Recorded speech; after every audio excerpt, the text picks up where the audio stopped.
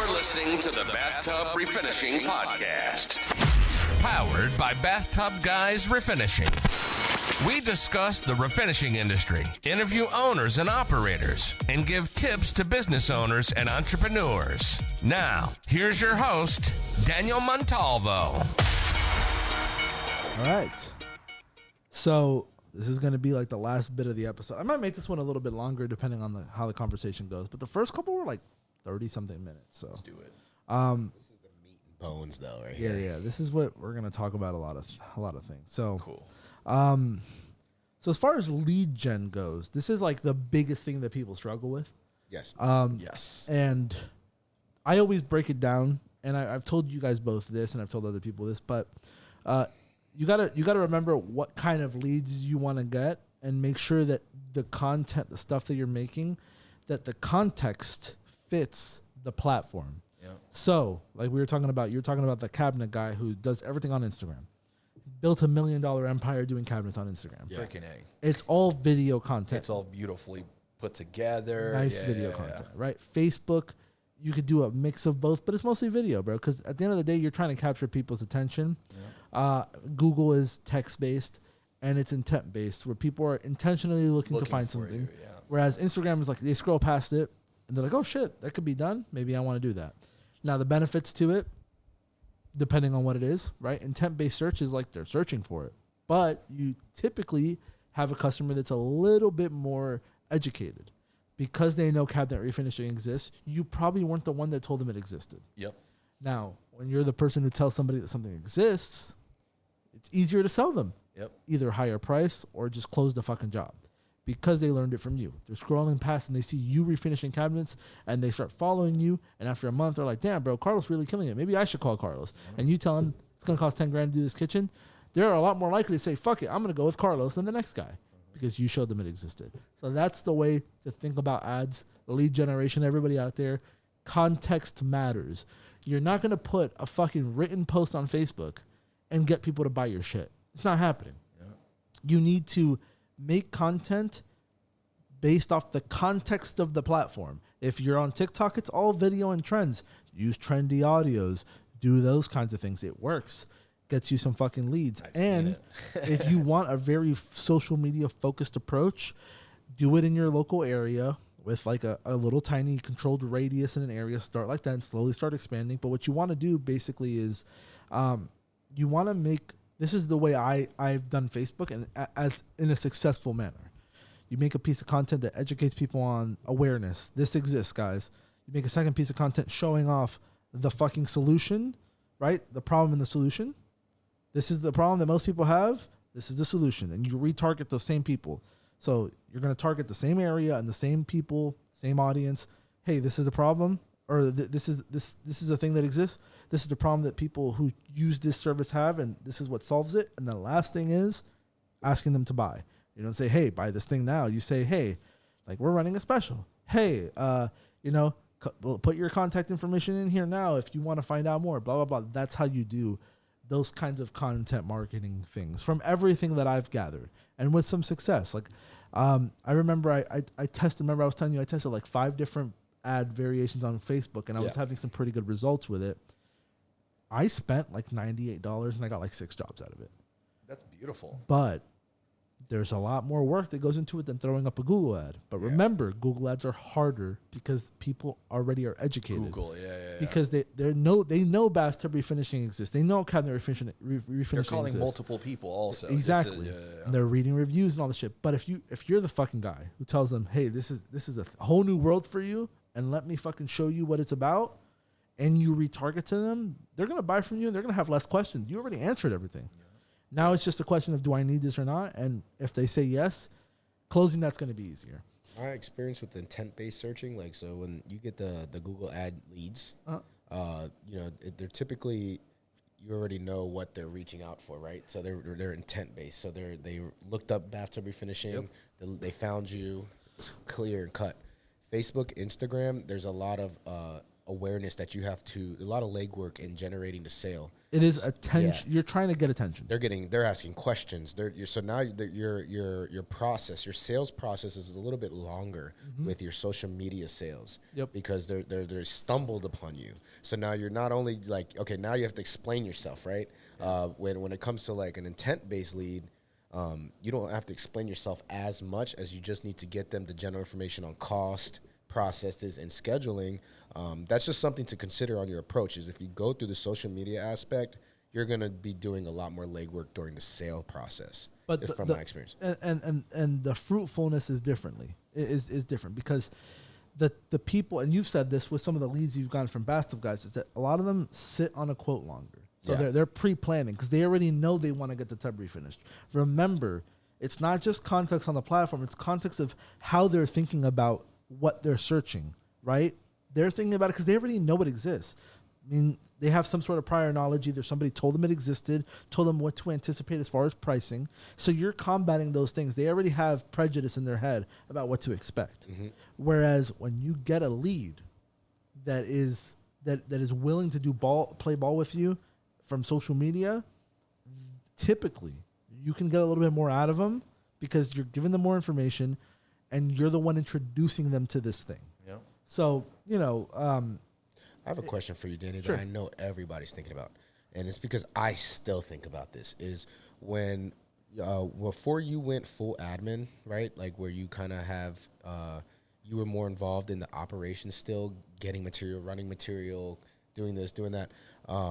Where did you find the time to create engaging content as a small business owner? Because, I mean, we know the answer. You create it. That's a very good one. But this is something I know everyone's wondering, is like, I want to do it. I want to do it. I know what to do. Google ads, social media campaigns, whatever, right? It's the implementation that is what's seizing everybody. Where did you find the time mentally, the capacity to start creating engaging content? Not the typical before and after. We're talking about, and what I mean by engaging content is something I've noticed is I like reels.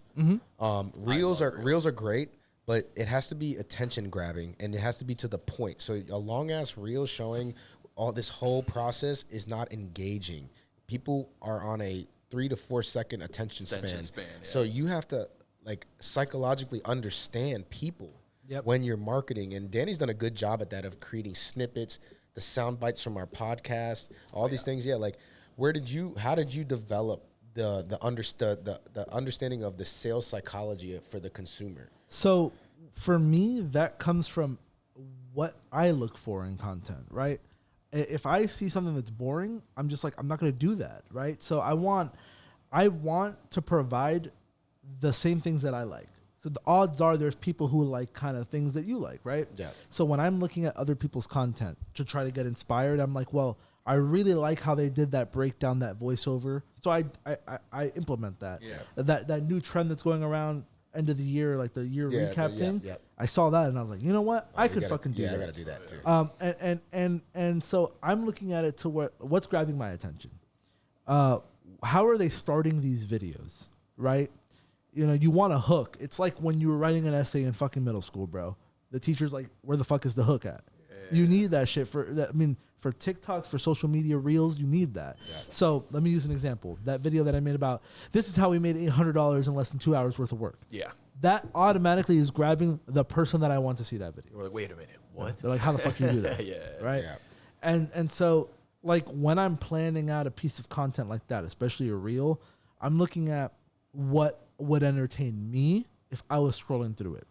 I know for me personally, I would not want somebody in front of a camera in the backyard of their fucking house like, do you want your tub refinished? Well, come on down to Sleepy Joe's tub refinishing. Like, no, bro. Like, no. Like, that's not.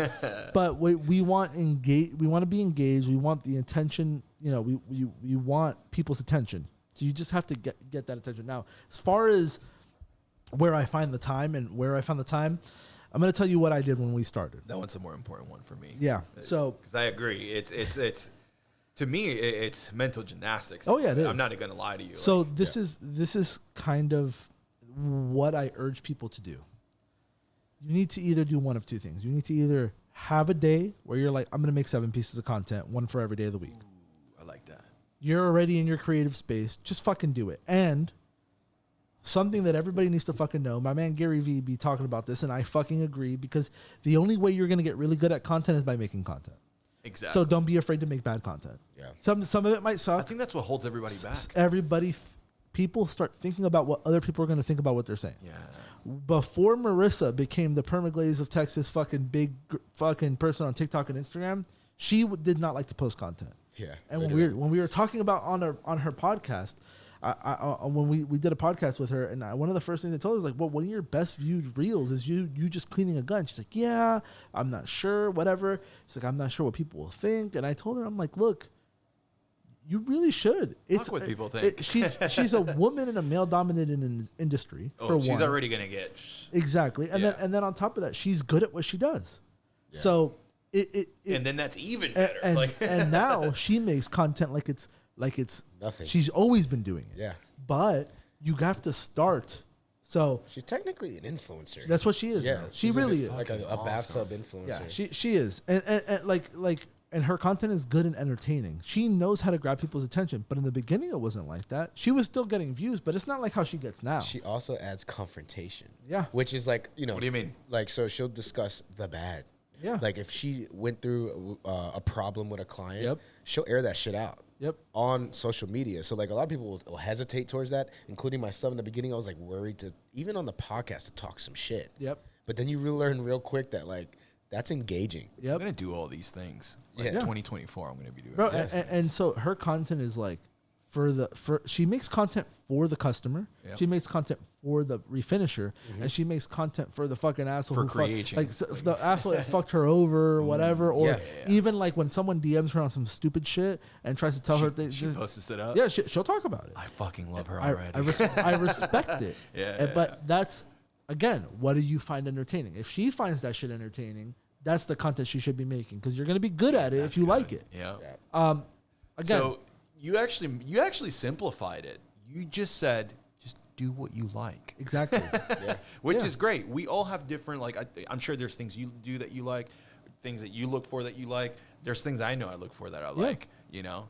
Maybe I should start 2024 bathtub memes. And I started doing shit like that. And people liked it. And then I changed up the content because, like, here's the thing. Once you start getting in the groove and content, once you could make a fucking good reel that's the typical video that Carlos always does in like 3 minutes, you're going to be like, okay, it's so easy. Maybe I should try something different. And then slowly but surely your content will evolve. You start making better things, higher quality things. And then when you get to the point where like, hey, maybe I am too busy over here, I could show somebody how to make content now and let them do it and expand. But as far as finding time, I want to jump to that because that's the harder probably. So for me anyway, you want to try to at least make a post a day, but really, really, really, you want to know what got me good at making content? I was making at least 4 posts a day for a year. That shit got me good at making content. And guess what? It was the same fucking posts, same type of post. I planned out a format. Like a generalization. Yeah, I'm going to make a before and after post. I'm going to make a post that has tips for the refinishers, tips for customers. I'm going to post a review and then a quote of the day. Every day I did that for a year. Damn. I did 4 posts every day for a year. I did not fucking miss. Systemized it. And you know what happened is that it became second nature, where then when I started... Too easy. It's too easy for you. Yeah, when I started thinking about, okay, where do I want my content to mature? I don't make that many posts anymore. But when I do make a post now, making something higher quality comes easier to me. Yeah. Because I already learned how to do this shit so much. It was so much in the back of my head that I can come up with an idea like this, bro. And that's what it is. So you have to pre-plan more or less the kind of content you like, start making it, even if it's bad in the beginning, and then evolutionize the post and really make it your own and your own style and make it really good with time.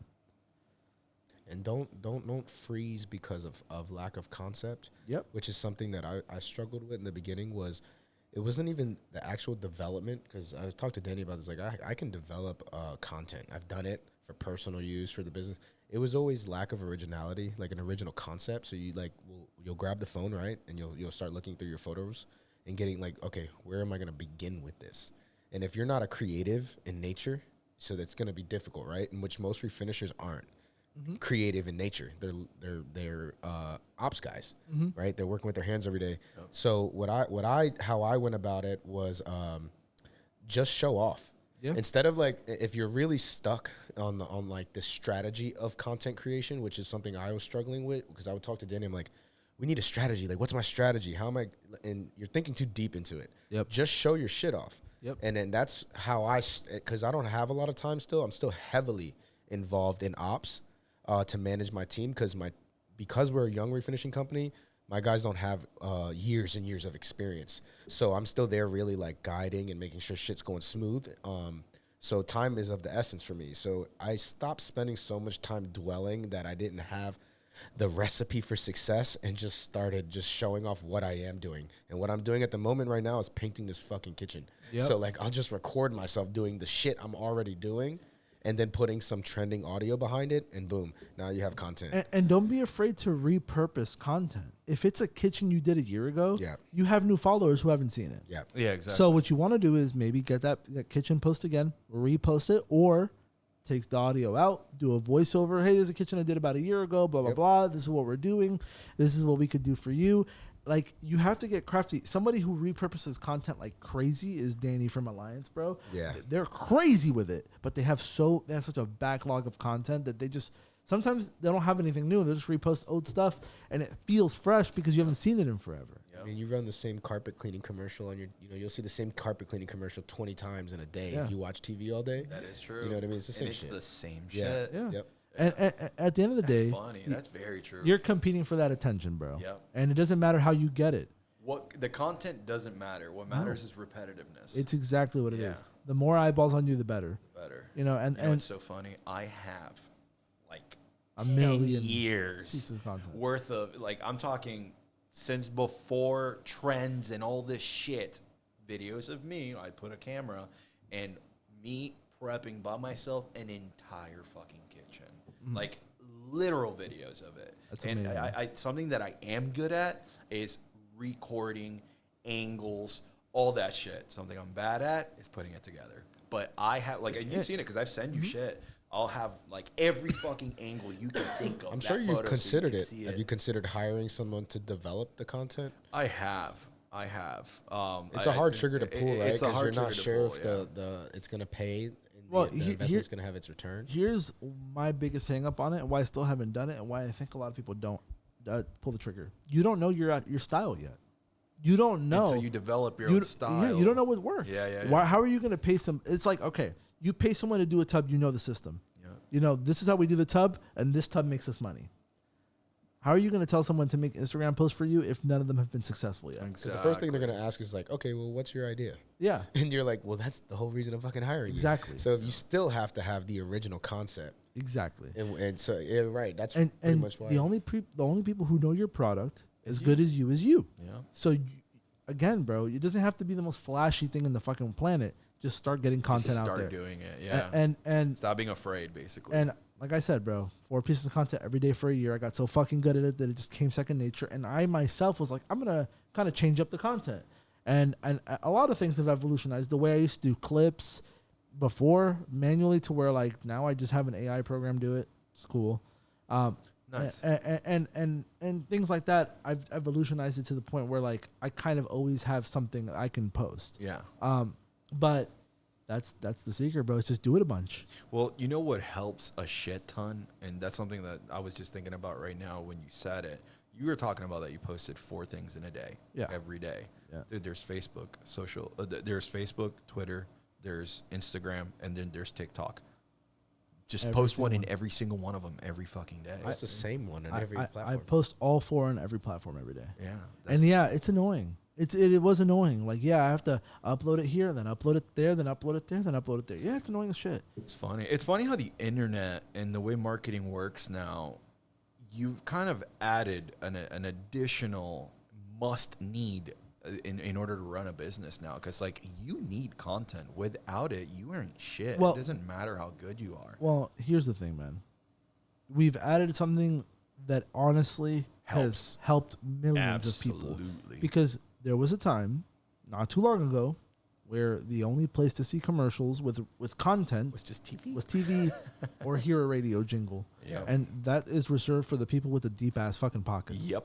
So as a small business, you would only really get chosen if your ass was in the yellow pages. That is true. You know, before the fucking internet. And so you're paying for real estate on a fucking booklet. Yeah. And a lot of the times people would default to going with the brand anyway because they felt safe. They don't know you. Back then they couldn't go online and see that you had fucking 45-star reviews and see what kind of work you do and all that shit. They couldn't see that.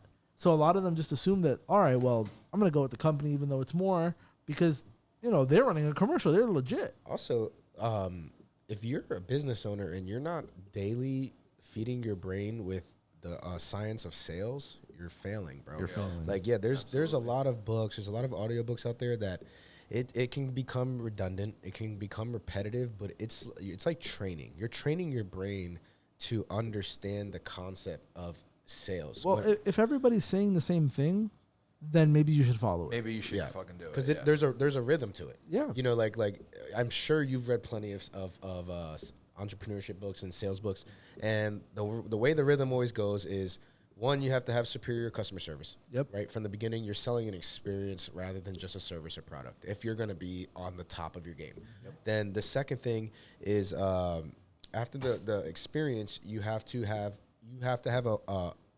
something. You're solving their problem. That's what people are buying. They're not buying because you're the best refinisher. They're not buying because they have a problem and you have a solution. You're selling a solution to their issue, and then you have to remind them that they even have this issue.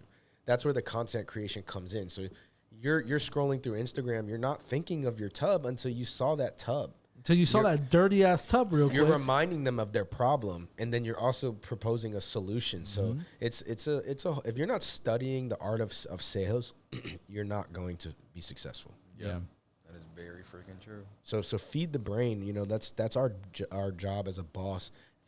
Especially if you have employees, if you're not like actively learning how to generate leads, then you're not even fucking doing your job, bro, of this whole organization. You're just a sub at that point. You're just a project manager. Yep. Yeah, project manager at best. Yeah, you're just a project manager, and you take whatever leads you get fed and you run them. What's astonishing to me is that the amount of people who make fucking banging content, and they'll stop, and then they'll wonder why things turn around for them. It's like, bro, dude, you had a feed, and people were coming. Yeah, and you stopped. Yeah, people are going to go elsewhere. Other people are also. Here's the thing: social media is hard to measure. Which is why a lot of companies now, you call a plumber, they're like, how'd you hear about us? They want to know where it's coming from. I ask that every time. But exactly.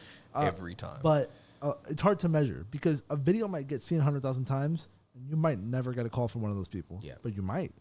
Who knows? Maybe you do not know. And people think, when I say things like this, people are like, bro, yeah, right. But it's like, bro, somebody in Nebraska could talk to their fucking uncle. Like, yeah, you know that tub you have over there? Orlando. You know that tub you have over there in your summer home in Orlando? That shit's fucked. I saw these guys online. They do this thing. And they're in Orlando. Yeah. And that conversation happens so much more than people fucking think. Yes. That when you stop posting on social media, you're taking that away. And you're giving it to the next Orlando guy. Well, yeah, because a lot of people who are older, they're not on social media as much as young people for the most part. Yep. So these TikTok trends that pick up, all these fucking things, if you're that fucking trend, these kids are talking to their parents and their grandparents. And let's be real. If you look at the numbers, the majority of the people on TikTok are in their 20s right now. Yep. So it's like the fucking millennials and the Gen Zers and shit, bruh. I have a question for Carlos. So you're a renovation company. So what's marketing look like for you? I mean, you offer a lot of services. So I know this is something that even just from us as bathtub and cabinets, right? So we're tapping into two niches. I found it difficult to brand. I'm sure you run into that issue. So I do 4 major things that keep me busy. That's bathtubs, cabinet refinishing, epoxy countertops, or countertops as well, and backsplashes. And all those 4 things are 4 different categories that I have to usually market. Now, what I'm used to the whole word of mouth. I'm a little bit more old school when it comes to that. So I've had to adapt to marketing, posting things, something.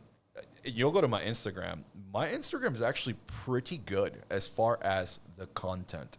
Something that I do lack is posting constantly. He's not active. I'm not active, and that is what hurts a company also. Like, because guess what? There's 20 of me in my area, and they're doing it. So if they're doing it, they're already ahead of me. So it's been work. It's been work, and I've been slowly getting there. Obviously, he knows because I talk to him constantly about it. And that's actually my biggest goal 2024. And exactly as you said, I'm going to be freaking posting every day, but about all 4 things that I do. And that's my freaking goal. And I'm going to stick with it until I freaking start getting organic calls about it.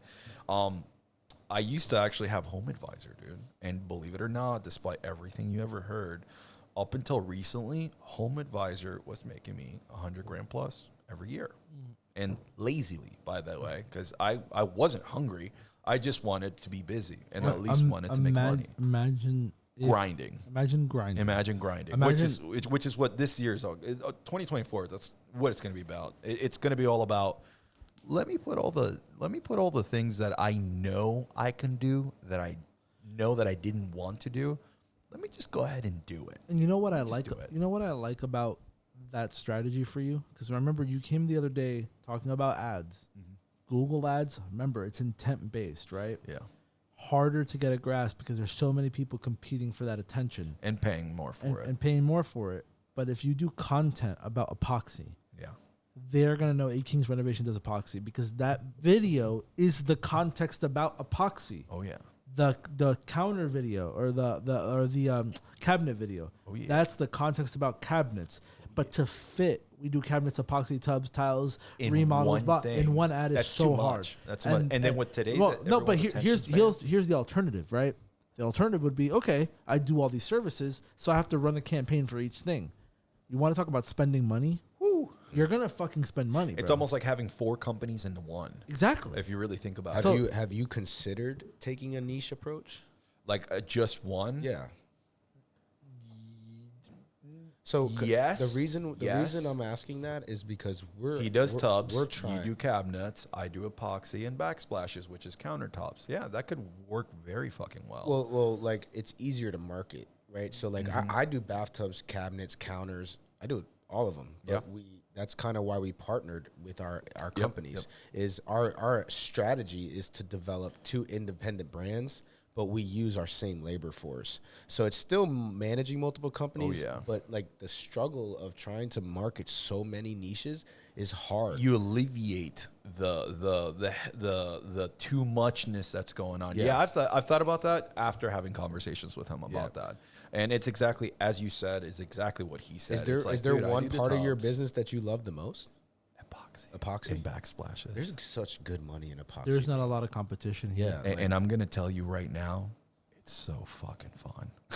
It looks fucking fun. Yeah, listen, I'll give you my Instagram later so you could see. For sure. It's so fun. When I get epoxy jobs, my wife's like, "You're staying at home with the kids. I'm gonna go do the job." Yeah, my wife, I shit you not. My wife pregnant. She likes it, dude. We just did a crazy ass, and I showed it to him. Have you considered going like super hard in epoxy? You know what's funny? I've barely tried pushing it, and I've gotten a lot of jobs. I think maybe the next couple of months I should just push for epoxy. What I've noticed is like singular focus, you're gonna get the most for your return, like the most return. Yeah, I noticed. It's like so there's like this guy named SB Mowing, and he just mows lawns on TikTok and on Instagram Reels, and everybody knows him as the guy who mows lawns. And he's good. And he's good. and you could just be like, Carlos the fucking epoxy guy who everyone knows, like, you want epoxy that's going to look fucking fire? Yeah. Like, get him. Oh, yeah. And it's literally what you said about the other guy that you went to go teach the class with. Everybody knows he's the cabinet guy, bro. Yes. Like, you want to be that authority in an industry. It's powerful, bro. We have a lot going on. 2024, guys. You just wait. Yeah. And actually, I think maybe in the next week or something, we're going to be doing this countertop right here. Yeah. We're going to be getting all this prepped out. Just stay tuned, guys. Yeah, we're going to record that shit, too. A lot of things coming up. A lot of things are coming up. But man, like, the thing I like, and I think you guys are right. I think that I need to focus. Maybe it'll help you. Maybe not be focus. so overwhelmed. Maybe focus on one division. Yes, and that's my problem too. I always think I can do it all, and that's something that life has like slapped me in the face. Well, imagine the fucking headache of like, let's say you get really busy. Yeah. Today you have an epoxy job. Tomorrow you got a tub job. The next day you have a remodel. It's been just like that. It's hard. Yeah, it's hard. You can't It's build been systems just like that. You can't because you you're can't. like, all right, today I need these tools. Tomorrow I need these tools. Maybe if you're solo, that works. Like I've made it work. I'm also a person that can take a lot. I have a higher threshold for stress and ass beating than most people. you do. So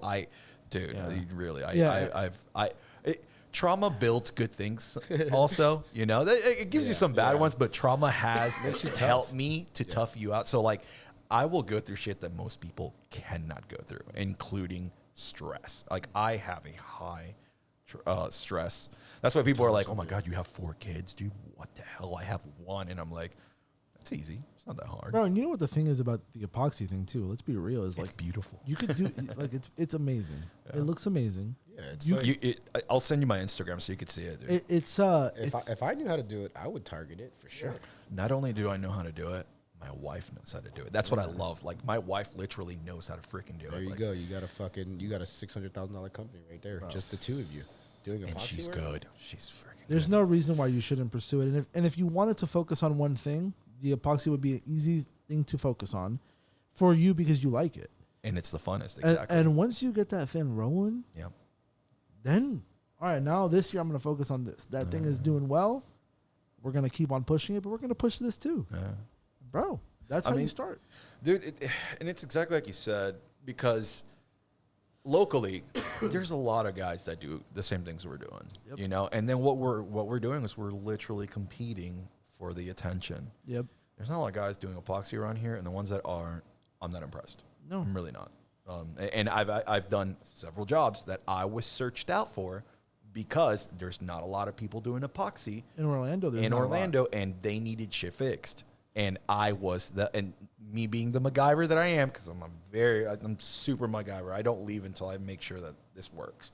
I always figure it out. That's probably one of my best toxic traits. I figure it out. the epoxy thing too, bro, is you could charge good for it. It's something that's creative. People are willing to pay more to see their vision come to life, kind of a thing. Yeah. That's in demand, bro. And it's in demand. It's actually Floors. It's actually putting out multi-stone. It's like multi-stone is phased out because of epoxy. I'm going to show you this bathroom. I did shower walls. I did an entire bathroom renovation because I do renovations. Yeah. But in this freaking bathroom, I did these 3 shower walls, and the 3 walls look like I went to a mountain and I cut out this fucking marble, and it looks so stupid. And the content makes itself with epoxy, bro. Yes. It's so easy. So nice. Bro, every time I did it for a best friend, the business owner for garage stores, shout out Advanced Garages. His bathroom, he tells me, he's like, dude, every time someone comes over, and I tell him, oh, the bathroom's right there. And when someone's asking for, he says this, he's like, they walk in the bathroom, and then I hear, oh my God. And I'm like, yes. Yeah, I think that's your secret sauce, honestly. I know, and it's so funny because it's kind of just been hidden. You're already tapped into the refinishing industry, which you can still scale. Yeah. Right. So like you can scale, but I think the epoxy route is going to give you the resources and capital that you need. I think you're right. To build the scalable business, right? So and even epoxies, like it's still niche. It's still attention to detail work, just like refinishing. You know what I mean? Like it's going to be hard to send a tech out who's unexperienced, but the returns I know are a little bit higher. Yes. Labor's a little less intensive. Yep. And you're obviously pretty good at it. So I think a lot of epoxy guys that I follow on YouTube, they do 2 kitchens a day. And that's good. And that's good. And they go back. So they'll do 2 kitchens. Takes about 2 hours per kitchen. Then they'll go back. When it starts to gel up, take off the one, take off the other one, and the next day clean up and then start another one. That's exactly what I do. Yeah. And imagine if you have that steady stream, bro. Those are $2,000 jobs minimum most of the time, bro. Yeah, sometimes more. Sometimes more. Sometimes more. And with a lot of high profile houses, man, like, you wouldn't believe, like, people, they have quartz, but they want to cover it up because it's not the color they like. Yep. Dude, and you know how many granite I've done? A lot. That people are like, I hate this granite countertop, but I have called everywhere, and kitchens are $3,000 minimums and up. It's like, okay, I'll do it for $25. That $500 alone that I'm saving them to people and they get in this day and age effect. and industry, and I can manipulate it to how they want it. Literally, colors are limitless. Yeah. People are like, yes, I want that epoxy. If you're gonna actually target epoxy, the name should include epoxy. So I should do a DBA. Yeah. I should do a DBA. Yep. Yeah. And that's like A King's epoxy or the something. legalities like of it, but really just it's super build easy. the I just go brand. to the city, get a DBA, Yeah. pay for it. It's like $150, I think, and that's it. Add it to my insurance. You should, because context helps. That's Yeah. why even though the company's called BathTubGuys, I put BathTubGuys Refinishing. Yeah. Context. Exactly. Perfect surface Yeah, glazing. we're actually Glazing. changing perfect surface glazing to He was perfect telling me surface that. cabinet refinishing. Yeah. And For it does brand purpose. help. It really does. Because I know. SEO also, by the way. Yeah. Oh, nice. Yeah. Yeah, that's right. Yep. That's why, and like, it is, and that is my toxic trait, is that I can do it all, so why not just offer it all? But yeah, it's a lot easier for someone to focus on just you one still thing. offer it. I'm not, and because like you, not, in the position you're in right now, you don't turn shit down. Yeah, Because, exactly. right, you got family to feed. It does But help, though. your approach now towards the niche marketing, now you have a route, so you A have to more pick something, organized right? way, So like yeah. you always still have all these services. These services are going to feed you and your family. Oh, yeah. But in 2024, focus on one. And like and then pull the most out of it and see if you can get yourself out of that game of like just having to do so much all the time. I think so. I think you're right. Having a lot of tools in your toolbox is not a bad thing. So it really isn't, and I'm pretty organized as far as that, because I have like bins, and depending on the job, I'm like, okay, I'm spraying today. This is the bin, and like I have it all in there perfect and everything. I have literally, it says spray bin. The other one's epoxy bin. The other one's cabinet bin. You know, and like and I have all my tools and stuff. But it would be a lot nicer to just do one freaking thing for a while. Like, I heard a saying the other day that they said that it was like niches make you rich, or it was a saying where like a jack of all trades will feed you, but a niche will make you rich. Yeah, that is true. You know Yeah, what I if mean? you Like, focus on that one if you thing. conquer Yeah, a market and like can really become the go-to guy for this, you don't have to do everything, and your margins can be a little bit higher because you're the best at it. A lot of people who have built very successful service businesses, they start with one thing. That is true. You know, we do one thing here, and then they turn it into something else.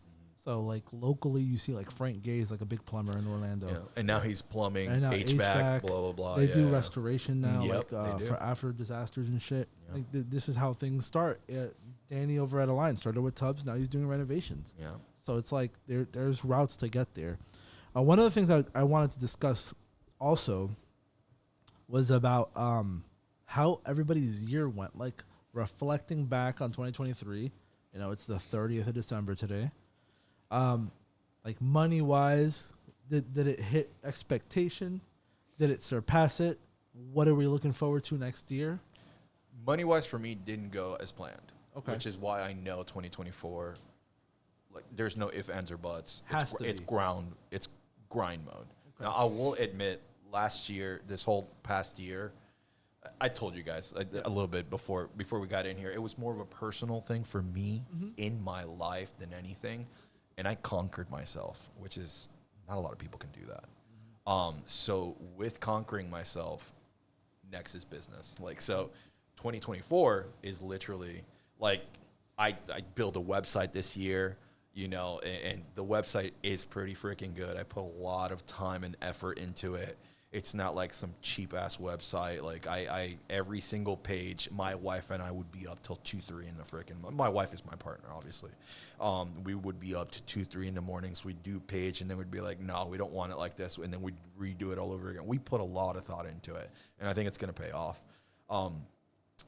This year is going to be my year for sure. I've had great help with advices and stuff, because I've finally been able to open up and like just actually, it's like, you know what, I've been keeping things to myself and that's not working, so let me just see what happens if I just talk to people. And the advices I've been getting are freaking phenomenal, and they've been helping me because they've been helping me to think outside the box. Yeah. Like you can't you can't help yourself if you're in a rut and you're not talking to anybody. Like if you're in a rut and you're not talking to anybody, you're gonna stay in that rut because it's called insanity when you're trying to do the same thing over and over again, expecting different results, and the same ones come back. Like it's just like, no, dude. All right, enough is enough. Let me do something. So 2023, money wise, probably wasn't the best that I've done. I think you grew a lot here. Yes. With the business stresses and managing that. Yes. Now, I will say, and as I told you guys earlier, I have a high threshold for stress. Mm-hmm. I feel like I've plateaued. And now it's like, okay, now I know my limit. And now I know what I don't want and what I do want. So it's clear. It's clear what I need to do. It's clear what I'm going to be pushing for. I mean, hell, even right now, just kind of talking to you guys and you telling me like, dude, you should just kind of focus on the epoxy. I didn't really put much thought into that until you just kind of pushed it. And then with Daniel sitting right there kind of also marinating into the idea, it's like, see, unless I wouldn't have talked it out, you guys wouldn't have told me that, I probably would have kept on doing the same shit, you know? So it's kind of good that we're doing this on the camera because now we got something to look back at. Oh, it's you're like, gonna listen to this. What are we doing now? Now it's been 3 months. What are you doing now? And you know what I want from you, man?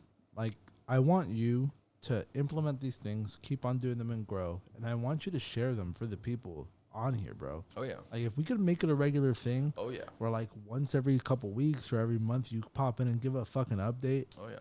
Let people know that. All it takes is a change up here to start the fucking thing moving. Absolutely. You know, like starts with the man in the mirror. Yeah, bro, it's a big thing.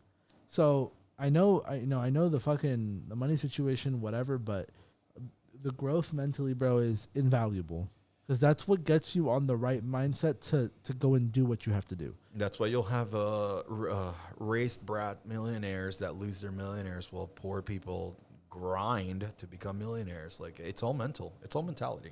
And if your mind isn't in the right place, you're not going to go anywhere. Mm-hmm. Like I've been in the business for 7 years. Mm-hmm. I've had my ups and downs. I've had great money lazily, but times have changed. Marketing has changed. What's the most you've made in a year? 150. Now, again, this wasn't grinding. I really wasn't pushing. I really had more of a sub mentality. I just want to work for myself. I just want to make some money. I want to live a simple life. I want to be with my family. Now I got 4 kids. Mm-hmm. So now it's like, I need money now. So it's like things have changed. Before I was just comfortable with what I was doing. But now it's just like, no, you need to scale up now, bro. Like, and it's just funny. The reason I need to scale, it's to prove it to myself because everyone in my life has always been like, Carlos, if there's anyone, it's you. And I've always heard that and I've always just ignored it. But like I said, it's just like now it matters. Now it really matters. So now it's just like, okay, you know what? Let me do what I know I could have done this whole time. Do you have an idea of this past year what came in income wise? Yeah. Income wise, probably like 110, 120.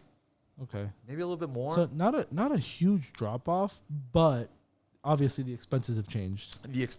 Living situation, everything's getting more expensive in Orlando. Everything's getting more expensive. Exactly. So I got that. It's like now that I'm making the most money, I'm also spending the most money. So it's like clearly something's up with the economics and things need to change. And obviously no one's going to change my life but me. So let me just go ahead and do what I need to do, you know, and that comes with adjusting. That's the other one, constant adjusting. Yeah. If you're not constantly adjusting, you're learning every day, bro. Yeah. I still learn. Like one of the best things this podcast has done for me is not only when it got to the point where I felt like I was telling everybody what to do, somebody came in, Danny from Alliance, and like was telling me from a higher level, like, hey, do this, and this, man. Yeah. And now I'm being mentored. You know what I mean? There's a lot to that. And not just that. Even as simple as my relationship with Jonathan and his family and all that. Like, you know, we bounce ideas off each other. We're always talking. There's not a day that me and Jonathan hang out where business does not come up, bro. Oh, it has to. And it's pretty much our whole lives. That's it, bro. And it's our 24/7. And we provide value to each other that way. Yeah.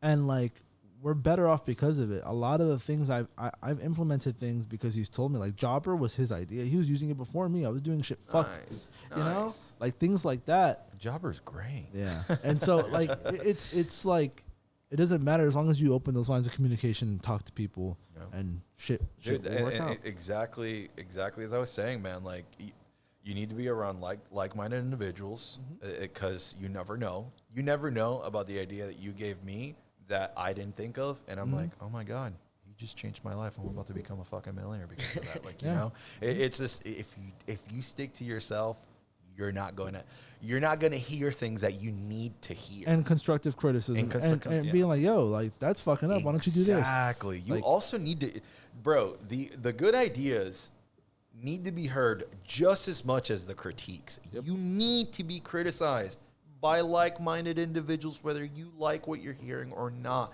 You can't be stuck around yes people. Yes people do not help you. Nah, bro. People that give you the ideas or the constant criticisms, those are the people that help you. Because then they get you out of your comfort zone. You're like, fuck, he's right. Even if you don't want to admit it right in front of them, you're like, you know what? That was a good idea.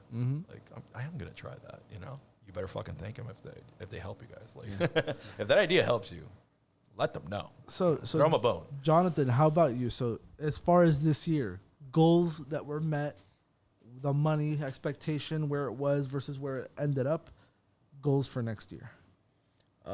We did great, way more than I thought. Good. Yeah, but just was implementation of all the different techniques and strategies me and Danny have talked about over the last 3 years. But this year we hit about 500K. It was our best year by a long shot. Kind of nervous to see if I could do it again. I know, we'll do it. I mean, all you got to do is do what you've been doing and you're good. Yeah, exactly. So, but yeah, we did great. We've generated quite a few employees throughout the year. Lost some, gained some, developed them as sprayers. We got a new shop. That's awesome. What else? We partnered with Danny on BathTubGuys, so we started to. I'm starting to understand the psychology. Shout of out sales. Bathtub Tampa. Brand consolidation. Brand consolidation. You know, the whole.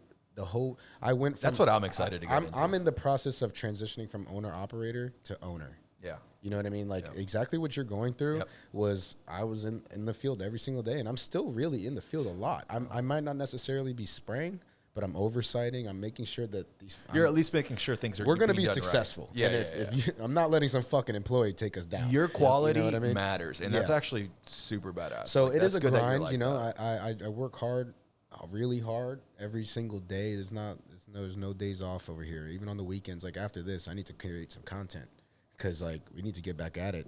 But anyways, we hit our goals financially. Pretty much, we exceeded them. We also hit ops. We were able to accomplish some pretty big projects.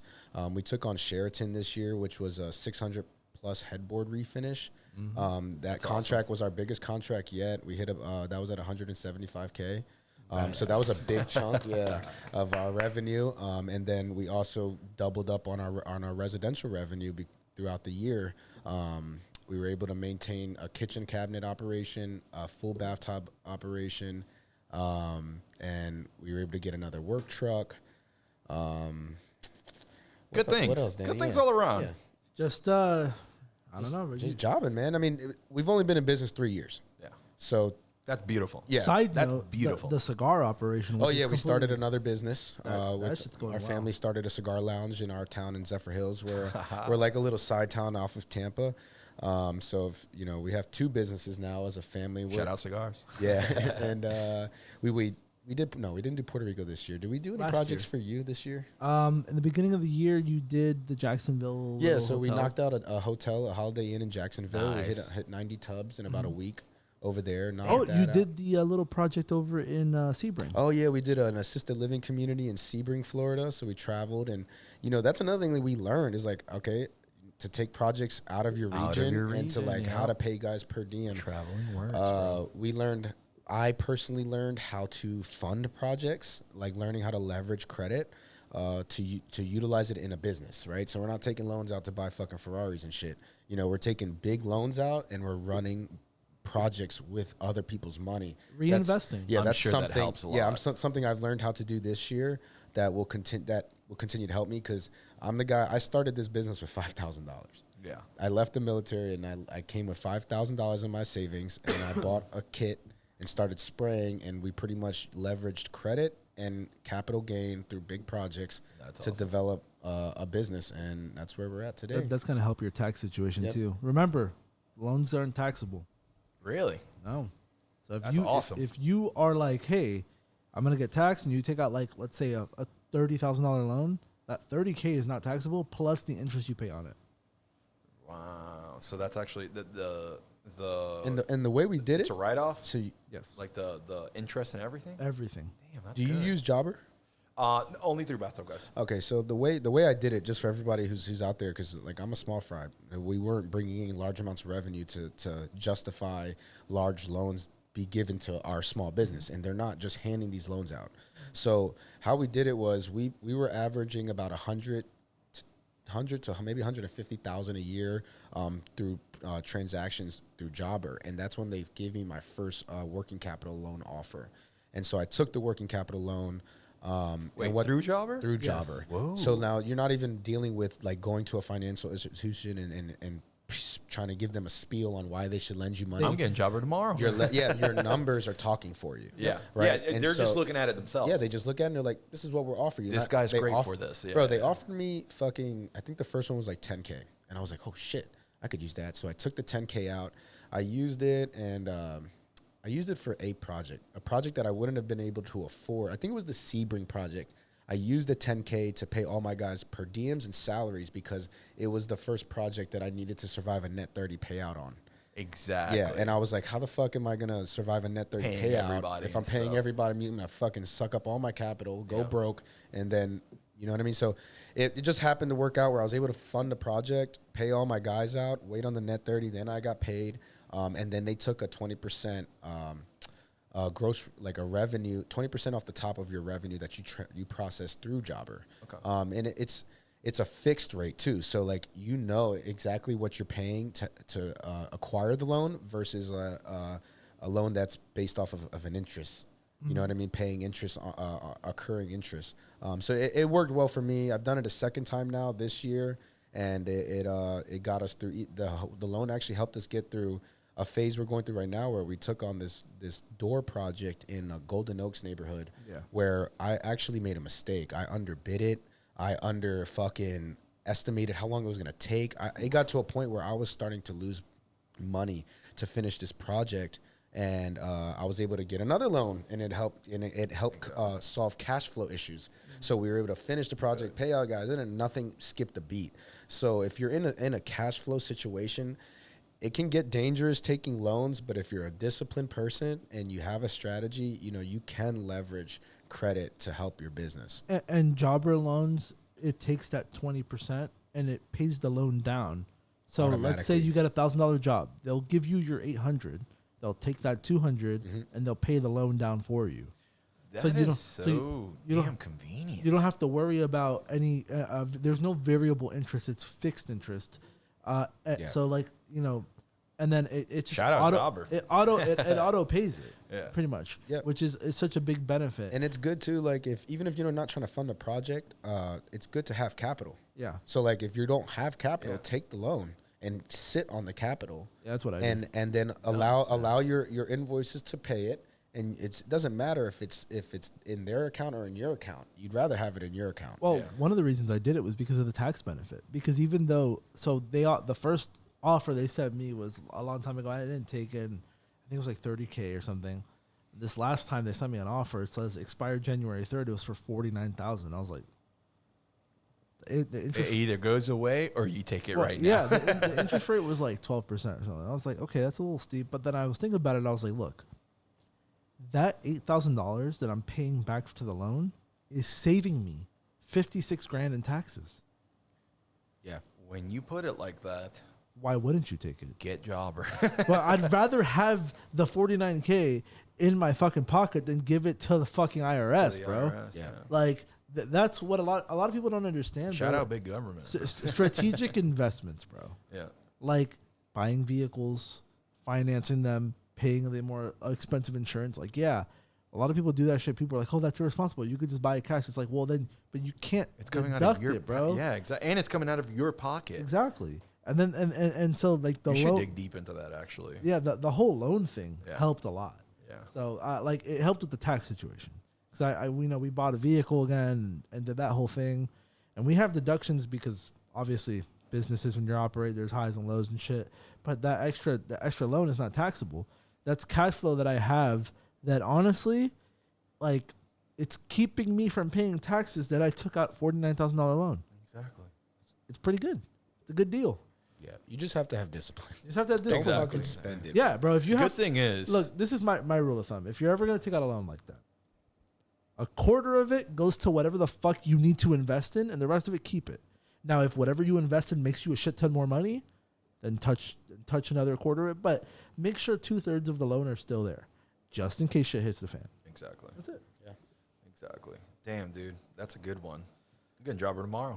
you really should, and it's a little bit expensive, especially if you have it on the full scale like me and Danny have. That's it. kind of like what deterred me because I got QuickBooks, the one that Yeah. everybody has, the QuickBooks. I forget what they're called. QuickBooks Pro or something. Yeah, something. You like that. could apply for these same kinds of loans through Stripe. I don't know if you know that. Yeah. But you could ask them to send you loan offers. The only difference is you have to send them your financials, but you can sync it with QuickBooks. Yeah, and that's where sick because obviously just like Job or QuickBooks, you can send all that information to the IRS or whatever. It's just very convenient when Jobber tells you like, "Hey, you want $49K, bro?" That's Like, what you I'm just give it to you. You just get an email with offering a shit ton of money. Yeah. Well, it benefits them too. They're like, "Hey, we're gonna make $8,000 out of this, but yeah. you need it." Yeah. Well, and it's also going to save you money. So why the fuck not take it? Exactly. Dude, the whole tax break thing, I didn't freaking know that. And if you don't understand cash flow, you're not going to do very well in business. Like cash flow is king, so it helps with that. And like, leveraging credit, bro. Because yes, the business credit is so freaking essential. Well, and I wish I was told this in the beginning. These big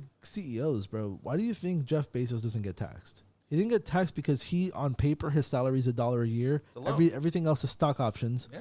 And he takes out loans against the stock options. You know why? Because it's an unrealized gain. Yep. Because even though the market says all those stocks are worth $100 million, because they haven't been sold for $100 million, that could change tomorrow. Amazon stock could drop. Exactly. But in reality, we all know that it's good as gold. But he takes out debt that's not taxable. He takes out the debt against his own stock options. These are good pro tips. Yeah, and good it works. Pro tips. So, what about you, Danny boy? Yeah, that was the question. All right. Well, so one of them has sort of already been made. Shout out Bathtub Tampa. Oh yeah, that was one of the big. That's a things. big That was move, there was a lot of thought. When he told me that, I was like, "Holy shit!" We he's had a lot coming of up. meetings About before we decided to do it, like with his partner, with my partner, because it's more than just me and Danny involved here. Yeah, and there's Like a lot your of dad, his brother. Yeah. we discussed it. We discussed how it looked like, and one of the big things for Jonathan that I really appreciate is that Jonathan came from it at an angle from like, okay, like I want my thing, but at the same time, I kind of have an interest in Bathtub Guys growing past just Orlando and Florida in general, right? Orlando, Tampa.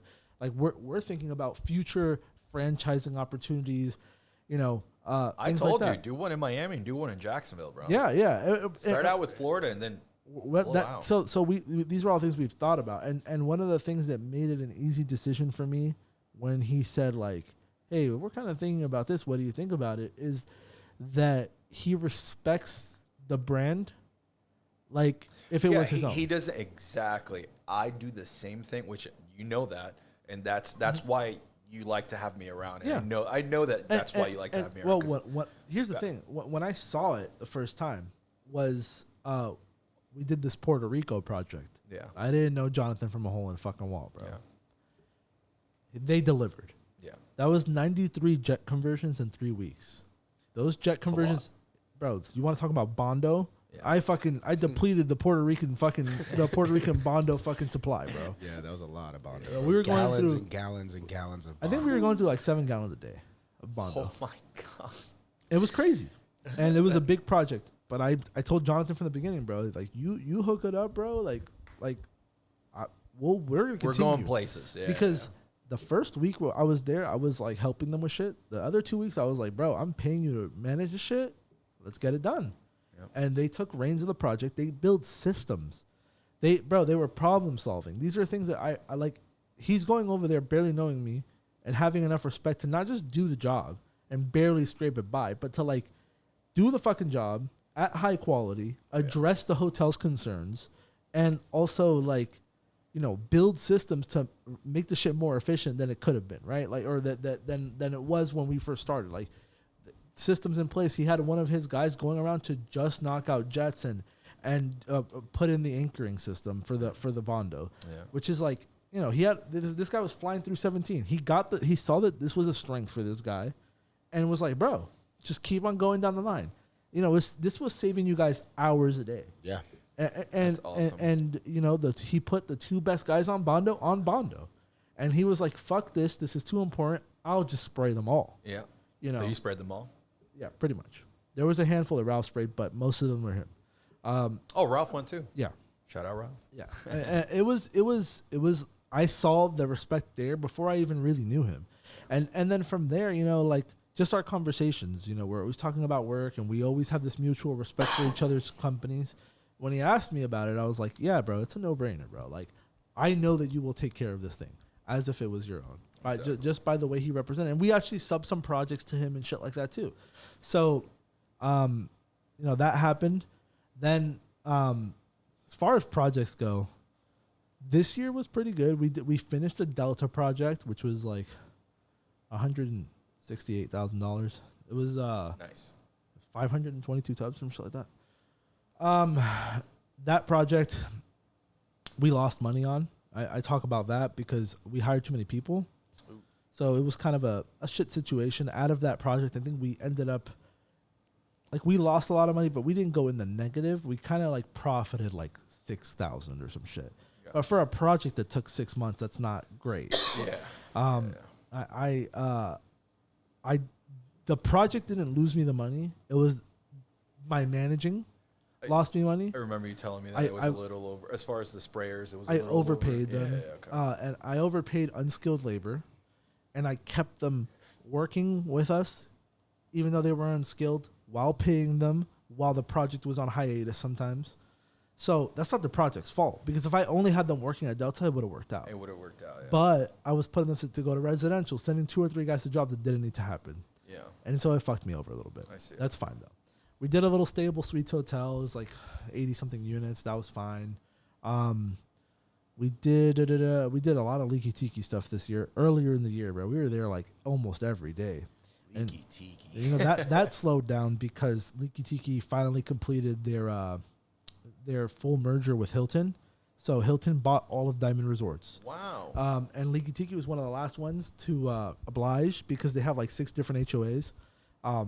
Associations that owns different parts. So the villas are owned by one part, certain towers are owned by another place, and then the other part. And it's all operated by Diamond Resorts, but now it's Hilton. Hilton Grand Vacations. So they finally stopped that and fully merged. But renovations came up for Leaky Tiki. So now they're doing full-blown reno over there. It's like 50 mil. That's why those last couple tubs you've been to, the tubs have been new. They've been brand new. Yeah, they're putting new tubs in, but they're chipping them. So but it's they're like, chipping. yeah. But That's hilarious. at least they're porcelain. I did tell him, when I was like, if you guys are going to renovate, put porcelain tubs. But beginning of the year, even he subbed some Leaky Tiki work for me at one point. There was a couple weeks there where we were like booked solid for like 4 weeks, and he jumped in and did some jobs over there. Nice. I mean, aside from that, we had some little things. We had a couple little hotels, and did one in downtown for the same company that they did the Jacksonville one. We did a little Marriott in Orlando. It was like 90-something units. And then we did another hotel in International Drive. So it was a lot of that. Just more projects overall, but smaller ones. Good thing is, though, we signed some contracts for some big ones. We signed one for 1,800 unit thing for 2025. Damn. So, yeah, that's great. Yeah, that's gonna be a big thing. That's gonna happen in 2025 though. Pre-planning stuff, but they send me a contract. I haven't even done a demo. They signed a contract. It's done. Name brand matters. Yeah, it's that's your biggest one yet. Yeah, I think so. Yeah, congrats. Yeah. The only thing about that is that it's definitely going to, thank you, it's definitely going to be segmented out. So it's not going to be like Cabana Bay where they're like, hey, here are all the tubs, have at it. Yeah, it's going to be like, hey, we're doing these and then these and then going past. But in total, that should be about what we're doing, because the place only has about 800 and change rooms, but every room has 2 tubs. So it's one of those. Okay. And they want to do them all. So, That's great. Yeah. And then We haven't even gotten to 2024, and 2025 is already sprouting. yeah, I know. How it goes. That's great. Apartments. We've gotten some apartments. Oh this yeah, I year. got one apartment this year. Yeah, that's another thing. Yeah, So I we- got an account. Yeah. Yes. We've been talking because after we talked to Danny earlier this year, which he came on the podcast, that was also a highlight. The guy from Calgary, what's his name, Rob, when he came on from Yeah, Canada. the podcast has hit milestones this year. We got a lot of the first podcast of the year was with Marissa from Permaglaze. And we've had people come We've in. had Surface Pro. Yeah, from Service Georgia. Pro and CJG Paint also, who's from Kissimmee. That's the one I did in Spanish. So that was really that's cool. right. Yeah. And then obviously now this one, but the podcast did really well this year. But yeah, that was one of the goals after we talked to Dan. It was like, let's get into some apartment stuff, and we went canvassing and stuff. But he got a guy over there that's been giving him some steady work. Well, I got two. I got one guy who did like a remodel on his small apartment, but now I got an actual like complex that we do turnover units for them. Nice. Yeah, so that was big goal try to hit was like getting some recurring work. Yeah. Something you don't have to fish for a new lead every fucking Exactly. day. Yeah. Yeah. And I got the little Windmill Point Apartments in Orlando. That place has been pretty good to us. The units are in shit condition. They've been painted like 6 times with spray paint in a can and shit.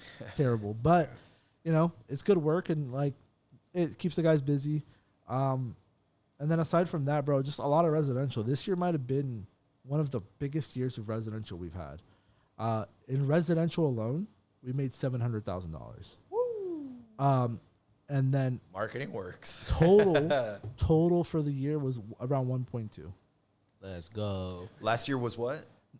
Just shy of $1 million. Exactly. And he, 900. he finally has a dedicated secretary. Yeah. So Crystal answers Oh, yeah, phone that's calls. right. She handles Shout out clients. That's big, dude. That's Yeah. big. Oh, And yeah, she has her it's- own phone number and everything. That took a lot of weight off your shoulders. Yeah, that's freed me up a lot up Yeah. here, and being able to go and network and do these things we have to do. Yeah. Our dinner party. And yeah, we did it. We did a BathTubGuys fucking dinner thingy, which next year I'm gonna. I didn't go. I'm sorry. Yeah, but the guys Deserved it. they deserved it. They busted their ass. They built it up, and obviously like, so that everybody knows, just because the company made $1 million doesn't mean I'm not a fucking multimillionaire, bro. There's costs. The company made it. Guys. just Please. remember about half of that the is fucking distinction. half of that shit is cost. That's gross revenues. Exactly. Yeah. Exactly. And then the other thing goes If to you like, can differentiate that, don't become a boss. yeah, Like, and we reinvest in the company here, bro. Heavily. Yeah, we got new Yeah. trucks. We wrapped them all this year. That was a big thing. man, Yep. those trucks look nice. Yeah, thank you, Every for sure. time I'm here and I'm outside with him, he's talking to me, and I kind of just go away and I daydream, and I'm just looking at the trucks and just looking at the wrap, and I'm like, And not What? only they're What were like you saying? fucking almost brand spanking new trucks. Man. yeah, That is. Yeah, that no, is they look huge. good. The wrapping looks really good. Yeah, which one of them was purchased in cash, so that takes a big chunk out of money too. Yeah. But we did finance one of them. The Maverick is financed. Yeah. Ralph's truck is cash, and then the other big F-150 that's wrapped is cash too. But yeah, like we reinvest here. So like I could just sit on fucking money forever, but then 2 years from now, when I need the work and I didn't invest and I spent some of the money, I'm fucked. And you don't even understand how much he spends monthly on ad spend. Yeah. Well, it's funny because when you brought up Jobber and it giving you, like, hey, you qualify for this. Immediately, my first thing in my mind was like, if I got that, I'm gonna put it on marketing. Exactly. Like that's exactly what I would fucking. Well, do with on it. marketing, so that everybody understands, in the beginning of the year, this is how fast money goes when you have a bunch of people relying on you, bro. It was 4 guys, now it's 3 plus the 2 subs. Your partner, And partner, Crystal. there was a lot of shit. Yeah, I had to pay a lot of people. Yeah. But Carlo. you had to one of pay the subs. one of the big expenses early in the year was ads. I would say for the first 6 months, I was spending on average between $10,000 and $12,000 a month on ads. I remember you talking. Strategically getting my ad spend down, you have to start high to see where you're ranking among other people. You want to make sure you're outranking them.